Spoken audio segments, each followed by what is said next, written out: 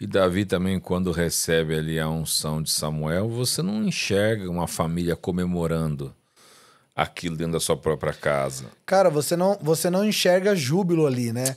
É, é, Nenhum. é interessante, Diogo, isso que você trouxe, muito interessante mesmo, porque Davi, ele é ungido rei, né? E Jessé, ele fala assim, Samuel fala assim, ó, Deus rejeitou a todos. Não é Samar, não é Eliabe, não é Abinadab, não é nenhum dos 8. Tem mais algum? E aí Jessé fala assim, tem o mais novo que tá lá cuidando de ovelhas. Gessé não fala assim, nossa, como eu pude me esquecer do mais novo. Nossa, desculpa, Samuel, tem mais um. Não, Gessé fala, tem um mais novo que tá cuidando de ovelhas. Em outras palavras, Gessé tá falando, até parece que é Davi. Ele é rejeitado a todo momento, ele não foi... Eu fico imaginando, eu brinco, conjecturando aqui, Diogo, uma noite antes. Gessé falando, ó, pessoal, vamos arrumar a casa, se preparem, acordem cedo, que amanhã Samuel tá aí. Eu fico imaginando Eliabe fazendo umas flexões, né? Pro peito ficar mais estufado. Ficar tipo você, assim. Né? Pra ficar fortão. Samar penteando o cabelo, vendo se o topete tava legal. Cara, Davi, ele nem é chamado. Como que foi aquela noite? Davi fedendo a ovelha lá fora. Você tá entendendo? Como que foi Davi sabendo que o profeta Samuel iria escolher um dos filhos de Jessé, mas que ele não tava na lista, que ele não tinha sido convidado? Davi, ele é ungido rei. E agora? Agora eu vou ficar tranquilo. Pode botar outro pra cuidar de ovelha, que o rei de Israel tá na casa. Não. No outro dia ele vai fazer o trabalho de office boy. Ele vai levar alimentos pros seus irmãos. Isso mostra uma humildade muito grande de Davi, cara. Porque se Davi fosse um cara egocêntrico, um cara antropocêntrico, ele ia falar, eu levar comida pros meus irmãos? É eles que têm que me servir. Vocês que têm que cuidar de mim agora. Eu não vou cuidar mais de ovelha nenhuma. Eu sou o rei de Israel, o profeta me ungiu. Não, ele continua cuidando de ovelhas, ele continua obedecendo Jessé, honrando seu pai. Ele vai lá ajudar os irmãos que o rejeitam, que o invejam. Então, Davi, ele é alguém fantástico.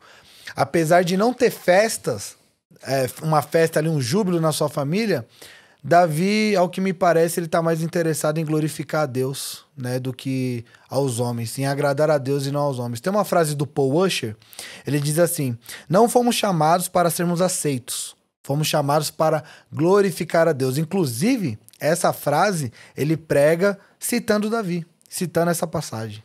Agora, Davi também fazia parte de um contexto do Oriente, onde o filho mais novo ele não tem valor. Né? Se você pegar outras passagens da Bíblia, é exemplo de José. Seu pai amava muito José por conta do filho da esposa que ele havia vindo, mas os irmãos odiavam José. E José Sim. por ser o filho mais novo daquela época. Sim. O filho mais novo, realmente, nesse contexto, ele não era valorizado. No caso de José, o seu pai o amava, mas em alguns contextos, o próprio pai não o amava. A gente vê o próprio Jessé. Eu não vou me arriscar a dizer que Davi era maltratado como um servo, assim, né? A Bíblia não deixa tão explícito isso, mas que havia uma acepção ali, havia. Ele fazia o trabalho, um dos trabalhos menos valorizados, importante, mas pouco valorizado. Exatamente, exatamente. E assim, Davi é interessante que ele é o mais novo e os seus irmãos... Irmão mais velho dificilmente escuta o mais novo, né? Eu não sei se você... Quem é o mais velho, gente? Eu sou mais velho, mas a diferença é muito pouca. É muito 1 ano pouca. e 7 meses só. Mas quando a gente pega uma diferença gritante, a gente vê, por exemplo, sei lá, um menino de 18 anos e um irmão dele tem 30 anos. Sim. A dificuldade do mais velho ser instruído por mais novo é grande. A gente vê o próprio apóstolo Paulo falando para Timóteo.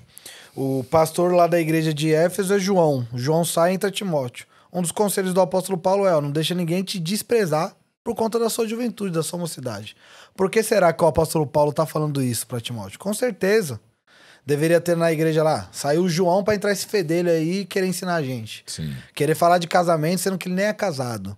Né? Com certeza deveria ter isso. Então, o mais novo, no contexto do Oriente, realmente não era valorizado como deveria ser.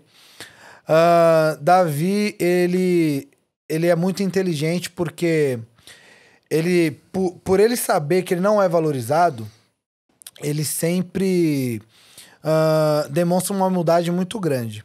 Então, eu vou dar um exemplo aqui. Não sei se você vai pensar igual ou se você já olhou com essa perspectiva, Diogo. Mas, por exemplo, quando Saul ele vai oferecer a armadura para Davi.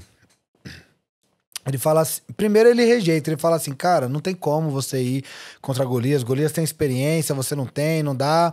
Aí Davi vai argumentar, não, mas cuidando das ovelhas do meu pai, eu dei a vida por elas, eu matei o leão, eu matei o urso.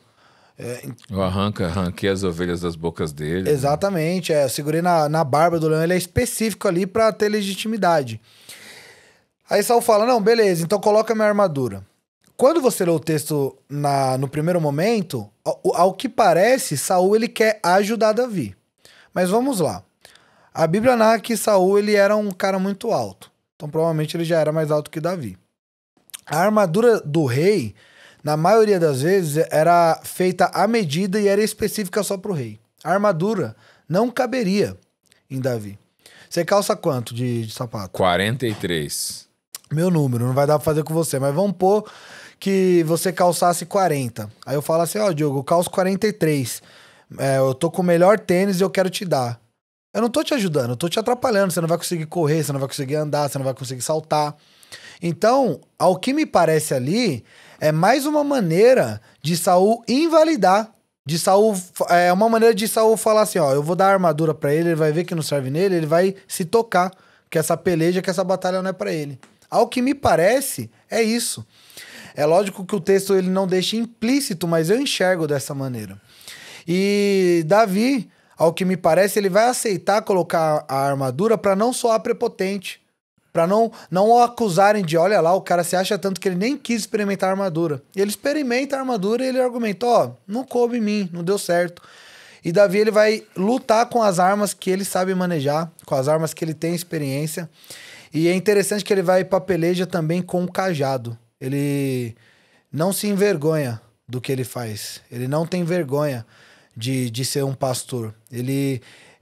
Ao que me parece, Davi é muito grato ao tempo que ele teve ali sendo forjado como pastor de ovelhas. Muitas pessoas hoje falam assim, Diogo, olha, eu não gosto nem de falar do meu passado, porque eu tenho vergonha de falar de onde eu saí. Nós não devemos ter vergonha, pelo contrário, nós devemos ter orgulho, né?